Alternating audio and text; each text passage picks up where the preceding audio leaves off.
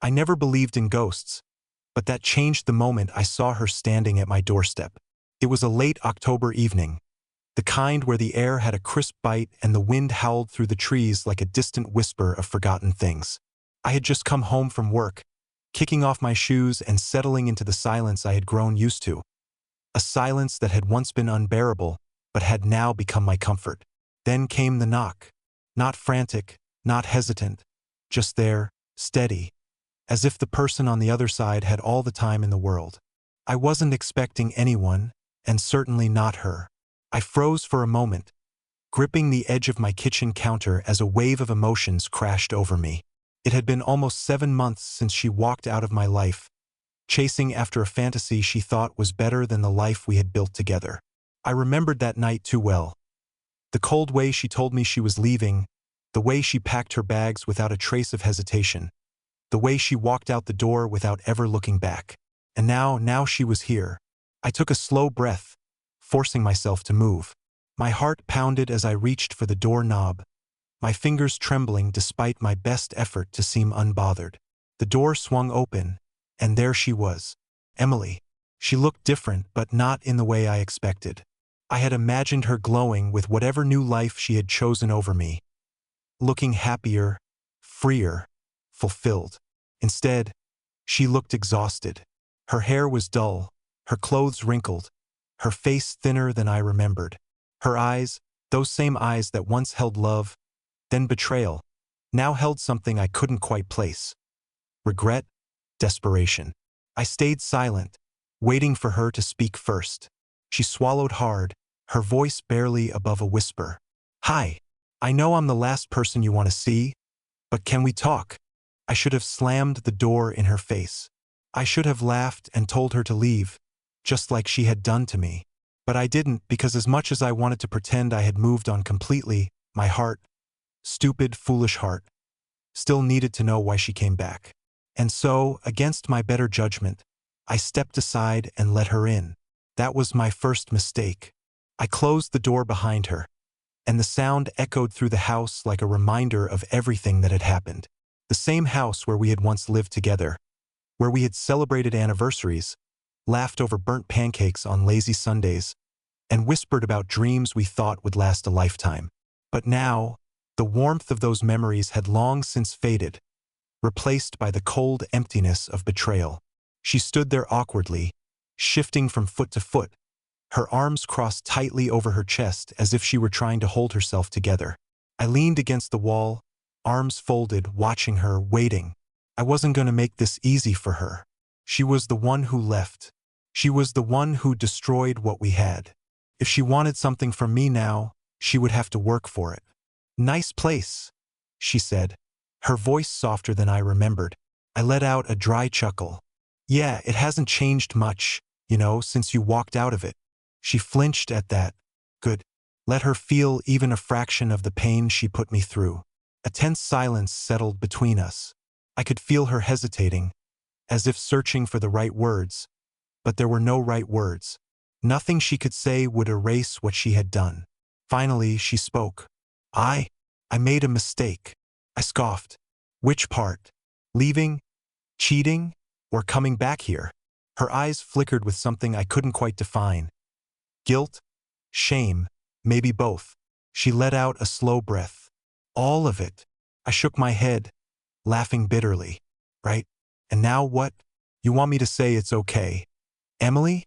Let's just forget the fact that you threw away our marriage for some loser who probably didn't even care about you? Is that why you're here?" She winced again, her fingers gripping the hem of her sweater. "It's not like that." Then enlighten me. I shot back. "Because the last time I saw you, you were walking out of my life like I was nothing, like everything we had meant nothing. And now, after months of silence, you just show up at my door looking like hell, telling me you made a mistake." I shook my head. "You don't get to do this, Emily. You don't get to just come back like nothing happened." She swallowed hard, blinking rapidly as if trying to hold back tears, but I wasn't going to let those tears affect me. Not this time. "I was stupid," she admitted. "I thought I was chasing something better, something exciting. I thought." She cut herself off, shaking her head. I thought he loved me. I let out a humorless laugh. And let me guess, he didn't. She dropped her gaze to the floor. No, he didn't. I should have felt satisfaction at that. I should have felt some kind of vindication that the man she threw me away for turned out to be nothing more than a disappointment. But all I felt was exhaustion. So now what? I asked, my voice hollow. You're back because you realized I was the safe option? Because I was the guy who actually loved you? Her lip trembled slightly. I never stopped loving you. That was it. That was the moment I felt my anger surge like wildfire inside me. I pushed off the wall, stepping closer, lowering my voice so it was deadly calm. You don't get to say that. You don't get to come here and tell me that you never stopped loving me when you were in another man's bed. You don't get to say that after you chose him over me.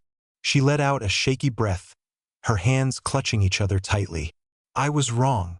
That doesn't change anything, I said. It doesn't erase what you did. It doesn't fix the nights I spent wondering what I did wrong, why I wasn't enough for you. It doesn't undo the fact that you left me when I needed you the most. She nodded slowly, her shoulders slumping. I know. I watched her, waiting for the fight, waiting for her to argue, to defend herself. But she didn't. She just stood there, looking defeated. And for the first time, I realized something. She wasn't just regretful. She was broken. The woman who once walked out of my life with her head held high was now standing in front of me. Lost, hollow, and desperately searching for something to hold on to. But I wasn't sure if I had anything left to give. And that scared me more than anything. I wanted to kick her out. I should have. Every fiber of my being told me to tell her to turn around, walk back out that door, and disappear just as easily as she had months ago. But something held me back. Not forgiveness, not love, just unfinished business. She stood there in my living room, looking so out of place, like a stranger trespassing on something that no longer belonged to her. The silence between us stretched, heavy and suffocating, until I finally exhaled and moved to the couch. If she wanted to talk, fine. But I was going to control the conversation. Sit, I said, pointing to the chair across from me. She hesitated, probably realizing that I wasn't welcoming her back, just giving her the chance to explain the inexcusable. Slowly, she sat down, clutching her hands in her lap. I stared at her for a moment, studying the face I once loved, the face that had betrayed me. She looked smaller than I remembered, like life had drained something from her. But I wasn't about to let that distract me. You said you made a mistake. I started, my voice steady. Let's hear it. The whole thing. She swallowed hard, her fingers twisting together. I don't even know where to start. Try the beginning, I said coldly. She took a deep breath and nodded. After I left, things were different than I expected. I thought it would be exciting, new, better. But the truth is, it wasn't. He wasn't. She hesitated, then bit her lip. He lied to me. I let out a dry laugh. Oh, the irony. She winced. I know. I deserve that. But you don't understand. He told me everything I wanted to hear. That I was special. That I was missing out on life. That you... She hesitated again, her voice growing smaller. That you were holding me back. I scoffed. And you believed him? Her eyes flicked up to mine, filled with something close to shame. I wanted to believe it. I wanted to think I was chasing something meaningful. But it was all a lie. He never cared about me. The moment I wasn't new, the moment the excitement faded, he moved on. I should have felt satisfaction at that. Maybe some dark part of me did. But the stronger part of me just felt numb. You threw away everything we had for a fantasy, I said. And when it turned out to be nothing, you came back. Is that about right? Her breath hitched.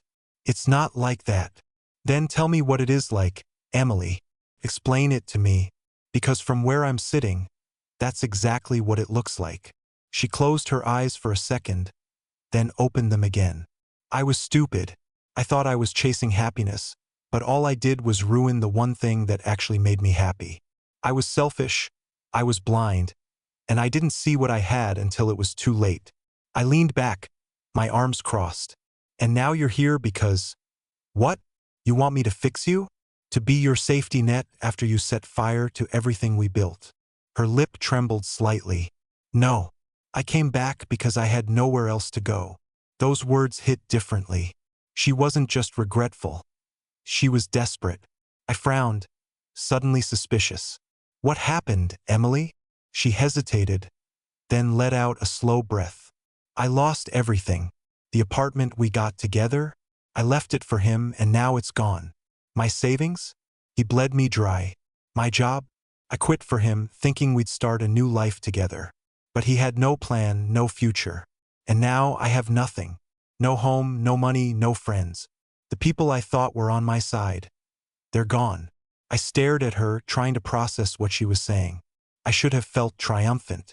I should have felt like justice had been served. But instead, all I felt was an overwhelming sense of disbelief. You gave up everything for him?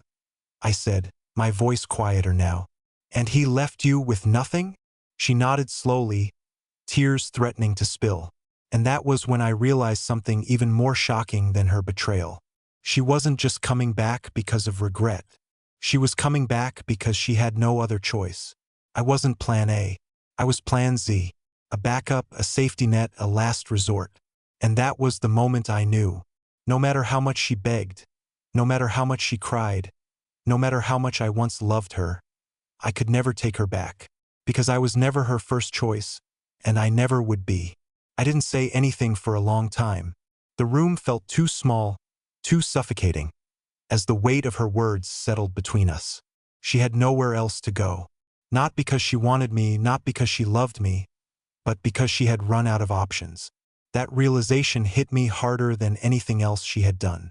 She had chosen him over me, thrown away everything we had built for a cheap thrill, and now that her fantasy had crumbled, she wanted to crawl back like nothing had happened. Did she think I was just sitting here, waiting? That I had put my life on hold for the moment she'd come knocking, full of regret and expecting me to open my arms? I leaned forward, my elbows resting on my knees, studying her. The woman in front of me looked nothing like the one who walked out of my life months ago. Back then, she was confident, excited about her new beginning. Now, she was a shell of that person. Tired, beaten down by her own choices, and clinging to the only thing she thought she had left. But I wasn't hers anymore. You really thought you could just come back here and I'd take you in? My voice was quiet, but there was an edge to it she noticed immediately. Emily swallowed hard, her fingers gripping the fabric of her sweater. I didn't think anything. I didn't know where else to go. Not my problem, I said flatly. Her breath hitched, and for the first time, I saw a flash of real fear in her eyes. She had expected anger, maybe even resentment, but she hadn't expected this. Apathy. I wasn't the man she left anymore. You always said you'd be there for me, she whispered, her voice barely audible. I let out a dry laugh. Yeah, and you said you loved me. Turns out words don't mean much, do they? She flinched like I had slapped her. I know I don't deserve anything from you, but I just thought maybe we could talk. Talk, I repeated, shaking my head. What is there to talk about, Emily? You left. You made your choice. You didn't just cheat. You betrayed me. You humiliated me. You packed your bags, walked out that door, and didn't even look back. And now you're here expecting what? A second chance.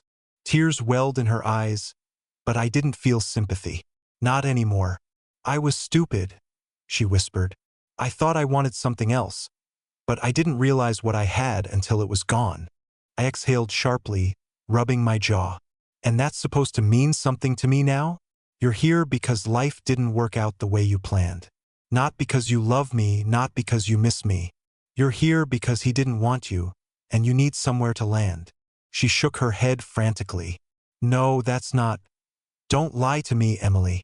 My voice was cold now, cutting through her excuses. You had months to reach out. You didn't. You had months to say you were sorry. You didn't. You only came back now, when you had no other choice. She opened her mouth, but no words came out because she knew I was right. I stood up, walking toward the window, staring out at the darkened street. The air outside was cold, But inside, it was suffocating. I could feel the past closing in around me, memories clawing their way back, but I pushed them down. I had moved on. I had to. After a long moment, I turned back to face her. I'm not your backup plan, Emily. I'm not your safety net. You made your bed. Now you can lie in it. Tears spilled down her cheeks now, but I felt nothing. Maybe months ago I would have caved. Maybe months ago I would have seen her pain and wanted to take it away. But now I just wanted her to leave. She wiped at her face with the sleeve of her sweater, her hands trembling. So that's it? You're just going to throw me out? I let out a bitter laugh. Throw you out? Emily, you threw yourself out the moment you walked away from me. You chose this. You don't get to come back now and pretend like I owe you anything. She stared at me, searching my face for something.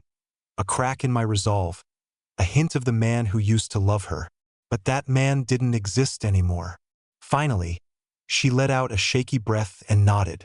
I get it, she murmured. I really screwed up. I didn't say anything. She looked around the room one last time, as if memorizing the life she had abandoned, then slowly turned toward the door. But just as she reached for the handle, she paused. There's one more thing you should know, she said, her voice barely above a whisper. I frowned. What? She hesitated, then turned to face me, her expression unreadable. I'm pregnant. The world tilted. My breath caught in my throat, and just like that, everything changed. I stood there, frozen, my mind struggling to process the words that had just come out of her mouth. I'm pregnant. For a moment, time stopped. The air between us thickened, as if the very walls of this house knew that something had just shifted irreversibly. Emily looked at me, her eyes wide, waiting for a reaction, but I had none to give. My body felt numb, my thoughts racing in every direction except the one I needed them to go. Pregnant. That one word held more weight than anything she had said tonight. More than her regret, more than her pleas, more than her admission of being abandoned by the man she left me for. It was a word that changed everything. Or at least it should have. But there was only one thought that I couldn't shake. One truth that refused to be ignored. Is it mine? The question left my lips before I even realized I had spoken it. Emily flinched, her face contorting with something between hurt and guilt. She let out a shaky breath, fingers tightening into fists at her sides. I don't know. I closed my eyes for a second, inhaling sharply. I had prepared myself for a lot of things tonight. Anger, resentment, even the possibility of giving her some small piece of closure. But this was something I hadn't seen coming. When I opened my eyes again, she was still standing there, waiting, as if there was anything left to say. Let me get this straight, I said, my voice slow and deliberate. You leave me for another man, you break me in ways I never thought possible. You disappear without a word for 7 months. And now, when you have nowhere else to go, you come back here, throw this at me, and expect me to what? What exactly do you want from me, Emily? Tears welled in her eyes, but I didn't feel sorry for her. Not anymore. I needed you to know. I let out a bitter laugh, shaking my head. And what am I supposed to do with that information? Jump for joy? Drop everything and play house with you? She wiped at her face with the sleeve of her sweater. I didn't come here expecting anything, okay? I thought you deserved to know. If there's even a chance that it's yours, don't you think you have a right? No. I cut her off, my voice sharper than I intended. I don't owe you anything, and I definitely don't owe a man who isn't me a lifetime of responsibility. She took a shaky step closer, desperation creeping into her expression. But if it is yours, I exhaled, trying to steady the storm raging inside me. Then we'll deal with that when we know for sure. Until then, don't come here asking me for something I don't have to give. Emily's face twisted with emotion. Anger, sorrow, regret. You think this is easy for me? I laughed coldly. Easy? You want to talk about easy? You left. You made your choice. You walked out on the man who loved you without a second thought. And now you're standing in front of me asking for what? Sympathy? She didn't respond. I could see it in her face, the realization that I wasn't the man she had walked out on. The man who would have done anything for her, forgiven anything for her. He was gone. "You don't get to do this, Emily," I continued, my voice quieter now but no less firm. "You don't get to drop a bomb like this in my lap and expect me to fix everything. Not after what you did." She let out a shaky breath, nodding slowly. "I get it." I studied her carefully. "Do you?" She hesitated, then nodded again. "Yeah, I do." I should have felt relief. I should have felt some kind of closure in watching her finally understand the damage she had done. But all I felt was exhaustion. She took a step toward the door, then paused. "If I find out that it's yours, I'll call you." I nodded once, not trusting myself to say anything else. Emily turned, gripping the doorknob like it was the only thing keeping her upright. And then, just like that night 7 months ago, she walked out. But this time I didn't watch her go.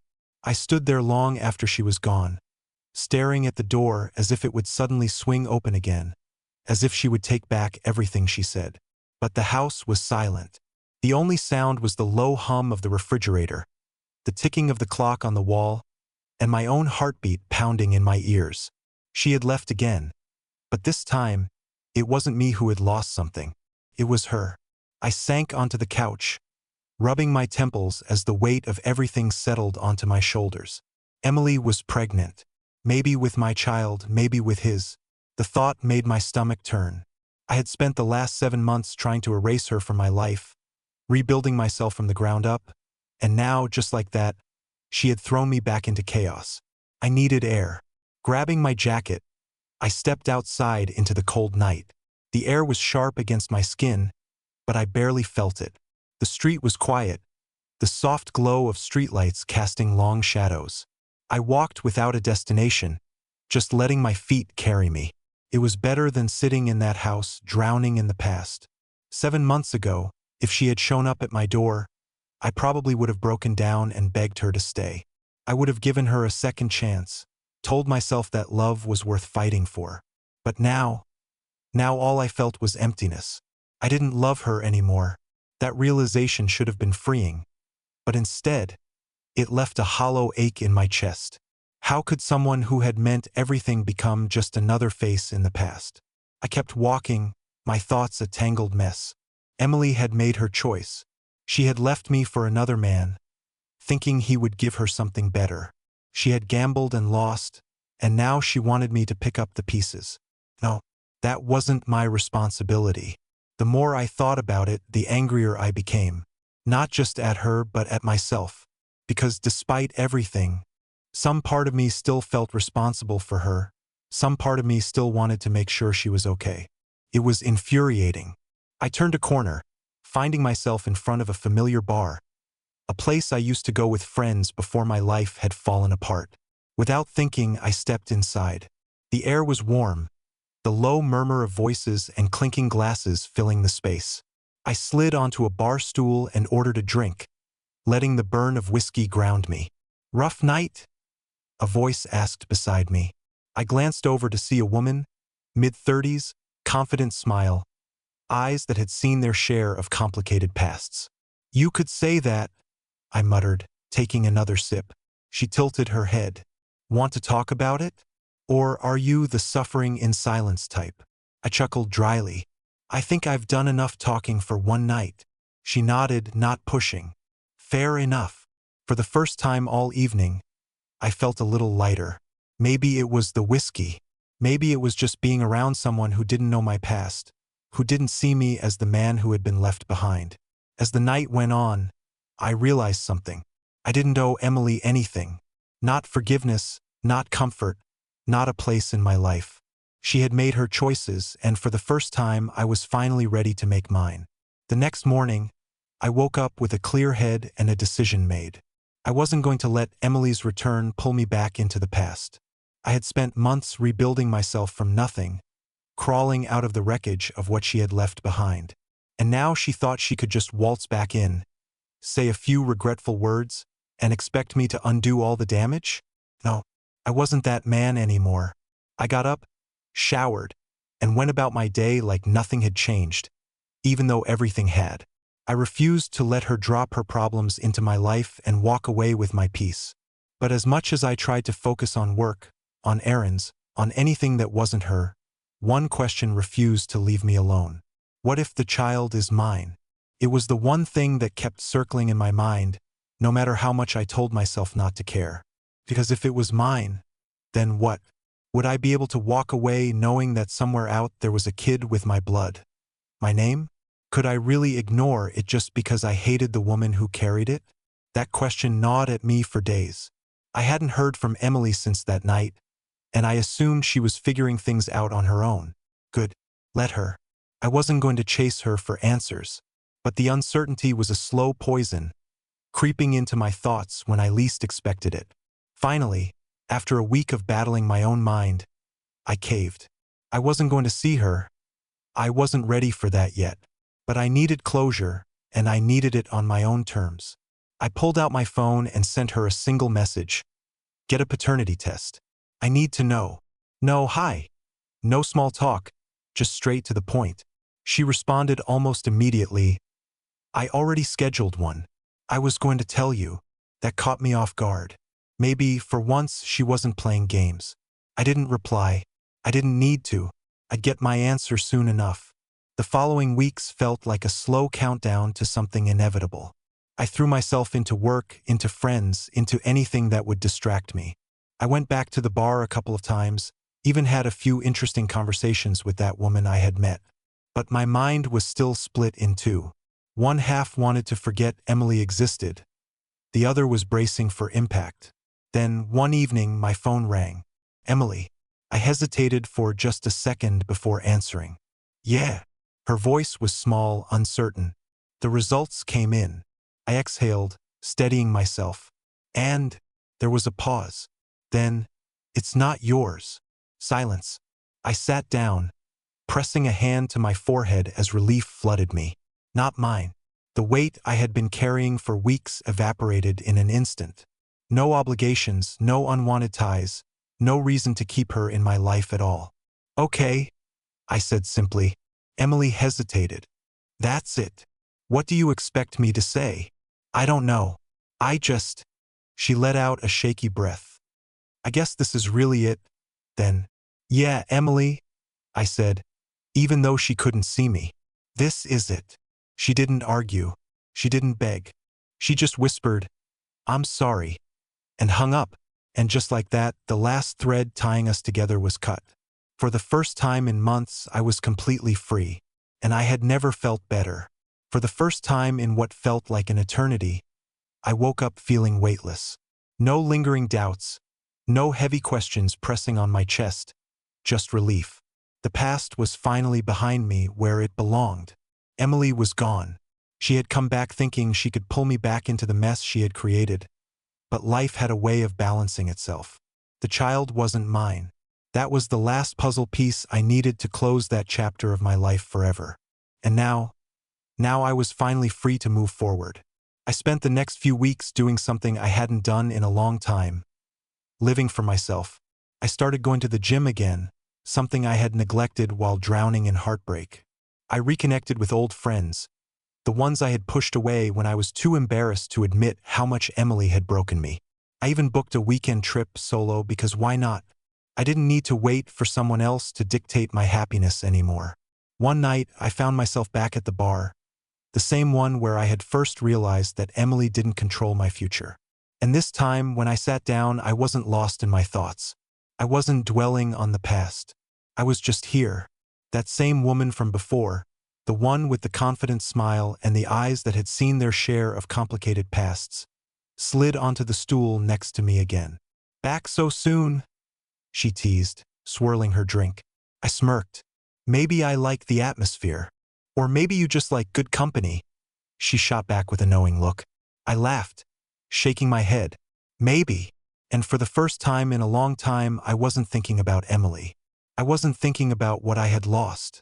I was thinking about what was ahead. Because life didn't end when she walked out. It was just getting started.